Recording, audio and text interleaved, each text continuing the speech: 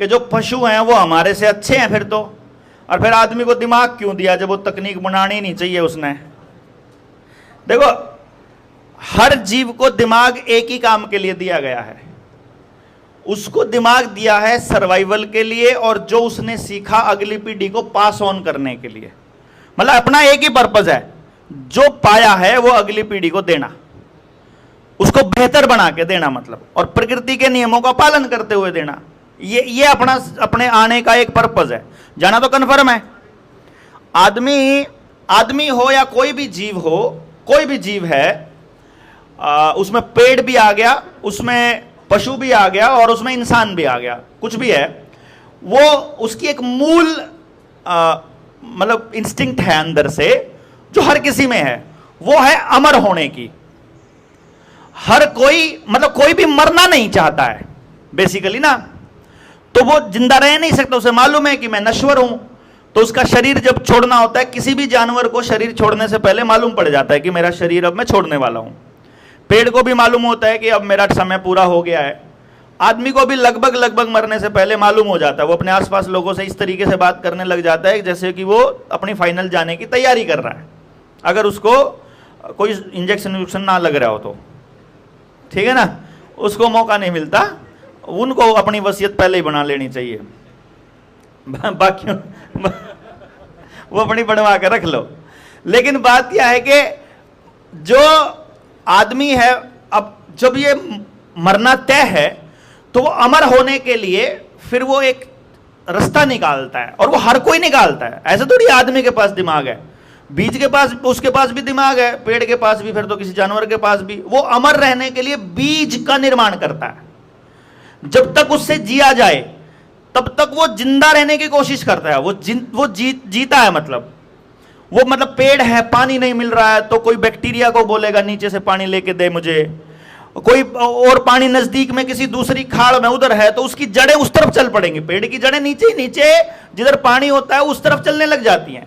तो मतलब उसको वो जीने की हर संभव कोशिश करता है जब तक उसका बस नहीं है।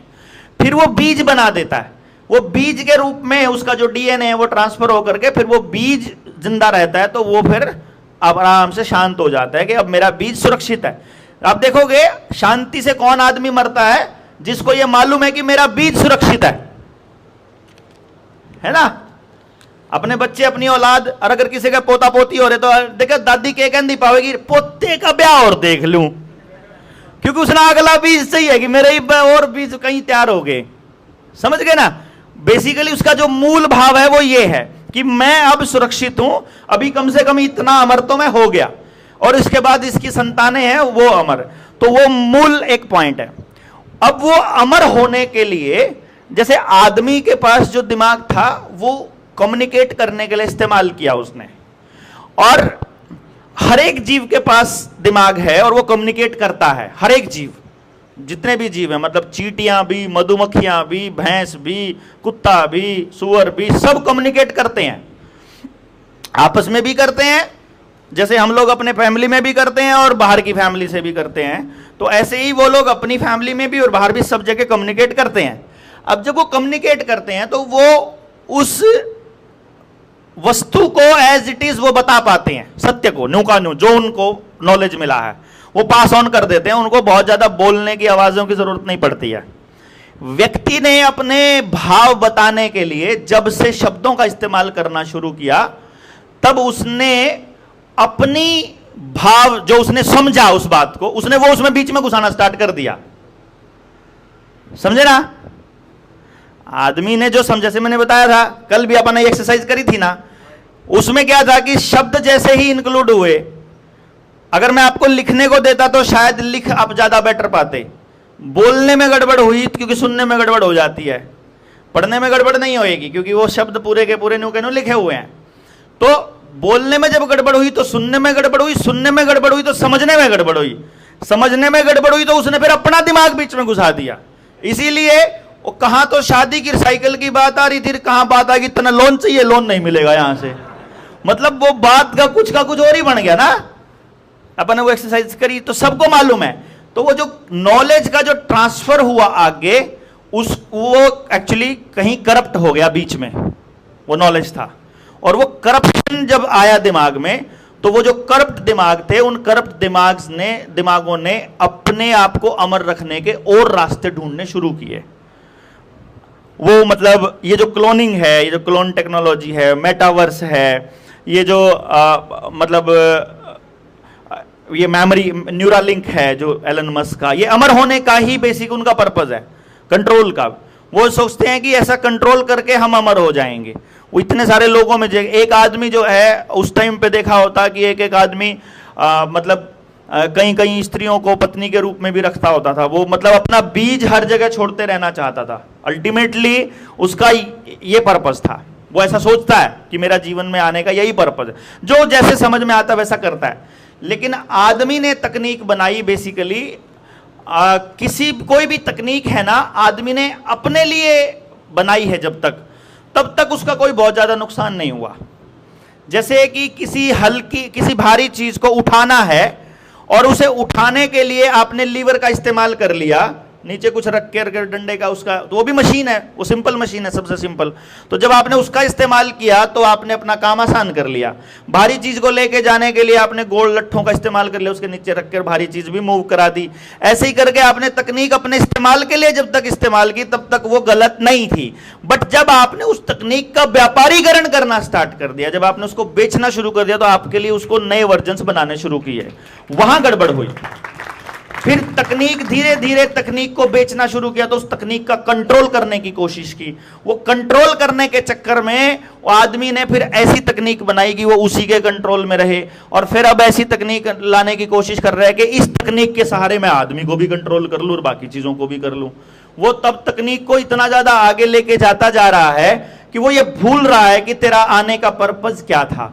तो अब वो अमर होने के और रास्ते ढूंढने लग गया, तकनीक के रास्ते, साइंस के रास्ते, दूसरी चीजों के रास्ते। तो वो करप्ट दिमाग ही करते हैं। हम लोग तो नहीं करना चाहते हैं किसी के साथ ऐसा, लेकिन वो लोग कर रहे हैं। तो उन्होंने वो जो किया है वो अपने लिए किया है। जैसे जिसने बिजली आपको दी है वो आपके लिए नहीं दी है, उन्होंने सुविधा के लिए नहीं दी थी। बिजली का पर्पस क्या था? बिजली से क्या चलता था? बिजली से चलता था आपका मतलब सबसे पहले चलने लगी चक्की, गंडासा, दो चीज चली सबसे पहले। फिर तीसरी चीज चली खेत की मोटर, और फिर चौथी चीज चली टेलीविजन। अच्छा, इनकी हमें जरूरत नहीं थी, इनमें से किसी भी चीज की हमको जरूरत नहीं थी, लेकिन हमको जरूरत एहसास कराई उन लोगों ने। पहले हमको यकीन दिलाया कि ये बिजली तुम्हारे फायदे की चीज है, क्योंकि फिर तुम लोगों को पढ़ना था तो तुम दिए की रोशनी में आंख फड़ाते थे। जिस टाइम पे दिए की रोशनी में आंख फड़ाते थे उस टाइम पे एक भी आदमी को चश्मा नहीं लगा हुआ था। लेकिन अब जब लोग धुएं में भी आंख फड़ाते थे, चूल्हे की आंख, उसमें भी, तब भी हमारी माओं को चश्मा नहीं था। अब आप गैस के चूल्हे पर बनाते हो, धुआं बिल्कुल नहीं होता है, लाइट में पड़ते हो, खूब रोशनी है, अब चश्मे चढ़ने लग गए हैं। ऐसा कैसे हो सकता है यार, है ना? तो उन्होंने आपको देर तक जगाना था, आपकी मांसपेशियां ऊर्जा कम करनी थी। आपको क्या लगता है कि बिजली तभी आई थी धरती पर जब आपको मिली थी? नहीं भैया, उन्होंने ये बड़े लंबे अरसे से है। हमारे पुरखे जो हैं ये सारी तकनीकों को जानते थे, उनको पता था इससे हरासमेंट होता है सारी चीजों का। चूने में हम लोग अपने घर इसलिए बनाया करते थे कि जब भी ये घर गिरेगा इसकी हर चीज, हर ईंट, हर लकड़ी इस्तेमाल होगी दोबारा से। हमारे कच्ची झोपड़ियां इसलिए नहीं बनती थी कि हम लोगों को बनाना नहीं आता था या हम गरीब थे। अमेरिका में अब ट्रेंड चला हुआ है, उनको सबसे महंगी आलीशान जगह उसको बोलते हैं जहां झोपड़ी बनी हुई है, मतलब कच्ची झोपड़ियां, कच्ची मिट्टी की। यानी कि अब अमेरिका इन बातों को लग्जरी में ले रहा है, झोपड़ी को लग्जरी में लेता है और मकानों को बेकार मानता है। ये बात हमारे पुरखों को पहले से मालूम थी। हमारे घरों में वो जो झोपड़ियां, हमारे अब कह देंगे हड़प्पा संस्कृति से पहले के हमारे वो नहीं मिलते हैं, अवशेष नहीं मिलते। अवशेष कहां से मिलेंगे? हमारे पुरखों के पास वो टेक्निक और वो समझ थी कि वो जानते थे कि हमने कोई ऐसी चीज बनानी ही नहीं जो कि इस सृष्टि में रहे। वो चाहते थे कि मेरी पीढ़ी को जो चाहिए वैसा मैं अपनी झोपड़ी बना लूं, मेरे बच्चे जो जिनको चाहिए वो अपने किस्म की पुराने वाली को ढहा के अपनी नई बना लो, अपनी जैसे जरूरत पड़े, और जब अगले मरे तो वो अपनी बना लो, और वो जो भी चीज उसके अंदर बनती रहे वो मिट्टी में मिलती रहे। उनका पर्पस ये नहीं था कि उनको अमर रहना है, किसी पे कंट्रोल करना है या चीजों को ऐसे रखना है। अब व्यापारीकरण की वजह से ही तो आपको सीमेंट के घर बनाने पड़ रहे हैं ना। व्यापारीकरण नहीं होता अगर भवन निर्माण कला का, तो कभी भी सीमेंट के घर नहीं बनते। फिर आपके घर ऐसे बनते जो एक बार बन गया तो 100 साल तक आपका बना पड़ा रहे, कोई दिक्कत नहीं है, चूने में बन जाए। और अभी भी किले पड़े तो हैं, कितने कितने सालों, हजारों सालों के किले, वो अभी तक बिल्कुल सुरक्षित कैसे हैं? क्योंकि उनकी जो भवन निर्माण कला, इसका मतलब इतनी उस टाइम पे इतनी सुदृढ़ थी। हमारे वाले बिल्डिंग, हमारे वाले पुल रह करके दिखा दो ना, उनके बनाए हुए 600-600 साल पुराने पुल अभी भी हैं, और हमारे बनाए हुए पुलों को इतने दिनों तक रह के दिखा दो। इसका मतलब यह हुआ कि हमारे वालों के पास टेक्निक भी थी, समझ भी थी, और उनको यह पता था कि ये कंक्रीट और ये सीमेंट असल में इस प्रकृति का विनाश करने के बाद ही आती है, और ये नहीं आती है। लेकिन कुछ करप्ट दिमागों ने कंट्रोल करने के चक्कर में ये किया। तो हम ये नहीं कहेंगे कि आदमी का दिमाग खराब हुआ, हम ये कहेंगे कुछ लोगों का दिमाग खराब हुआ और उन्होंने बाकियों का खराब करना शुरू किया। ये जो मोबाइल है, ये आपका दिमाग खराब कर रहा है, और उन्होंने ये अपने लिए बना रखा है, ये आपके लिए नहीं बना है। मोबाइल आपने नहीं बनाया है, अपनी सुविधा के लिए नहीं बनाया है, उन्होंने आपके लिए बनाया है। आपके ऊपर मास ट्रायल चल रहा है, मशीन लर्निंग चल रही है। इससे बड़ी मार्केट नहीं है, भारत से बड़ी मार्केट नेपाल में तो नहीं है इंटरनेट फ्री। वहां तो उन्होंने तो मतलब डेटा का पूरा चार्ज लगता है, क्योंकि नेपाल के लोगों की जो मानसिकता है उस एरिया के लोगों के पास है, तो वो नेपाल को नहीं देंगे फ्री में।